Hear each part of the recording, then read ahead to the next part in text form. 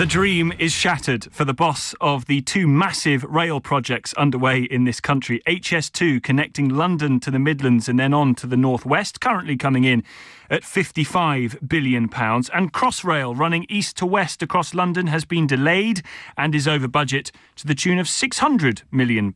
Sir Terry Morgan, who frankly ludicrously was in charge of both of these gargantuan efforts, has tonight resigned, having apparently been told that he was going to be sacked. Crossrail, as you know, was due to open this month in London. It has been put back to autumn 2019, the budget increasing from £14.8 billion to £15.4 billion.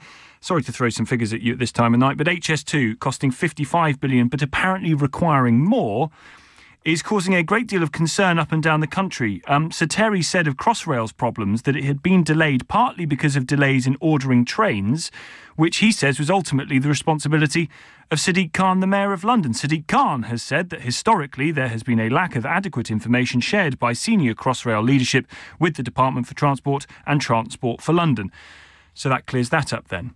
Is HS2 worth it? £55 billion. We need better, faster, cleaner, longer trains in this country. We need more capacity on train lines in this country. But why does it seem that this country can't deliver this type of big project on time and on budget? And is it the best use of money, particularly if you're in the northwest, where the trains are considerably worse than they are down here? Isn't that money, that £55 billion, better spent on giving you a better service rather than ripping the whole thing up and building this absolutely massive effort throughout the whole of the country? Let's turn first tonight to Andrew Gilligan, senior correspondent for the Sunday Times. Thank you for your time tonight, Andrew.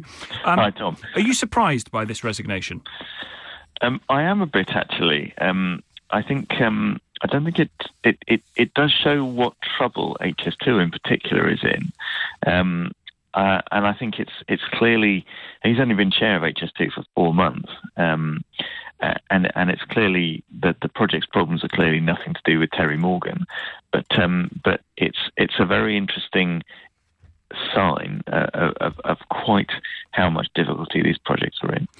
And give us a flavour of the difficulty that you think these projects are in, particularly HS2. Is it at the stage where it could just be, I don't know, done away with? I think it's possible. Yes, it could be cancelled. Really? It's got a budget of £56 billion, as you said, but a number of experts think it could actually end up costing about double that. And double? Yeah, Michael Byng, who is a chartered surveyor who devised a standard means used by Network Rail to cost projects. He says he's costed it, and a very detailed piece of work. He says it's going to cost £104 billion, and actually the £56 billion they've got for the budget will only get you the first half of it. Will only get to Birmingham. So he thinks that's the problem. So, and I think there's some truth in that. They're supposed to be starting work on the main, what I call the main civil works, next year. But our paper has reported that it's going to be delayed by at least a year because they can't actually work out how to do it for the money they've got. Just remind my listeners when it is that Crossrail is actually meant to be running. Okay, HS2 is I beg your pardon, sorry, supposed HS2, to be, HS2 is supposed to be 2026 to Birmingham, 2033 to Manchester and Leeds. And those dates will almost certainly not be met. And I think there is a chance now that they will never be met. Who cancels it then?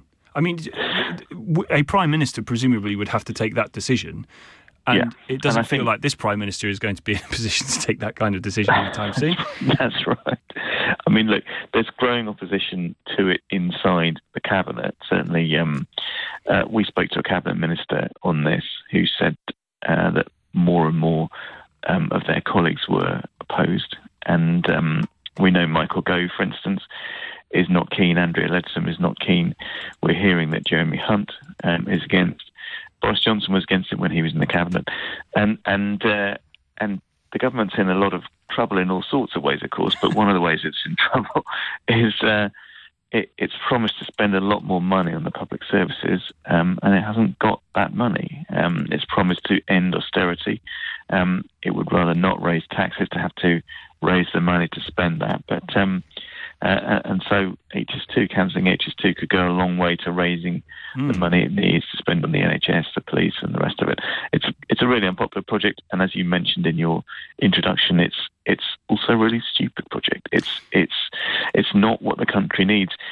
The burning need in transport, for instance, is for better local services, particularly, as you said, in places like Manchester and Birmingham. They could get brought up. The local transport network in Manchester and Birmingham is very poor. What those cities need is things like investment in electrification of the local lines, things like Oyster or smart card ticketing like they have in London. And that's what they need, not an improvement to the one decent service they've already got, the fast train to London. And you don't think that cancelling a project like this, of this size, of this ambition, won't send the wrong kinds of signals about where this country is heading? Well, the two political problems about cancelling it would be, yes, it would be taken as a kind of snub to the Midlands and North. But as I said, if you announced instead that you were going to improve the local services, that would be far more useful and benefit far more people in the Midlands and the North than HS2. Improved local services would help people of all incomes, of all social backgrounds, whereas a new high-speed line to London will basically only be for businessmen who can afford the fares. So the other problem about cancelling it politically is we've already spent £4 billion on it. Yeah. We would probably be able to get some of that back because some of it's been spent on purchasing property, so you'd be able to sell that back. But probably £2.5 billion you'd have to write off. That would be pretty embarrassing, but it's better than writing off another 56 to 100 billion. Sounds like good money for no deal preparation. Andrew, thank you. Andrew Gilligan, senior correspondent at the Sunday Times, a former cycling czar, of course, to the Mayor of London. Let's turn at 10:10 to Penny Gaines, who is chair of the Stop HS2 campaign. You must be delighted tonight, Penny, to see the chief exec go. Good evening. Good evening, Tom. Yeah, I mean, he was always seemed like an odd choice in the first place. When he was appointed, Crossrail seemed to be going okay, but it was obvious to anyone who looked at it that HS2 was behind schedule, it's likely to go over budget. So taking someone from a project that seemed to be going okay and putting them on HS2, he didn't seem to be had the right sort of background for the job. And then, of course... You're right to say, sorry to interrupt, but you're right to say that he actually only took up the job on HS2 4 months ago, having been involved in Crossrail for about 10 years. I have to say, I find it astonishing that someone would be put in charge of these two absolutely enormous projects. Yes, I mean, that has also been raised by all sorts of other people, including a lot of supporters of HS2. So it does seem odd that he was expected to be doing both. I imagine they thought that Crossrail was winding up and he wasn't needed quite so much there. That's what I imagine. I mean, there might be some other reason that he was doing both of them. Do you hold out hope then that the day is coming, and perhaps closer than we might expect, that this whole thing, HS2, gets called off? Yeah, at the moment they're doing a business case, looking at the whole case for HS2. Who's they? The government. Right. Yeah, the government are doing a whole new business case of HS2. The results of that are due in the next summer 2019. The impression that they're giving is, they'll have a look at phase 2 and concentrate on phase 2 perhaps a bit more. But I wouldn't be at all surprised if they look at it, produce it and say, well, actually, the whole of HS2 isn't worth doing it. It will give them the excuse to cancel it at that point. It's amazing, isn't it, that they're doing a business case on this now, having already spent £4 billion on it? Yeah, I mean, they have done other business cases before. I think this is the first one since about 2013 or something like that. So they've done business cases. The ones in the past have all been based around the idea that any time you spend on a train is wasted time, and that turns into a monetary cost. Yeah.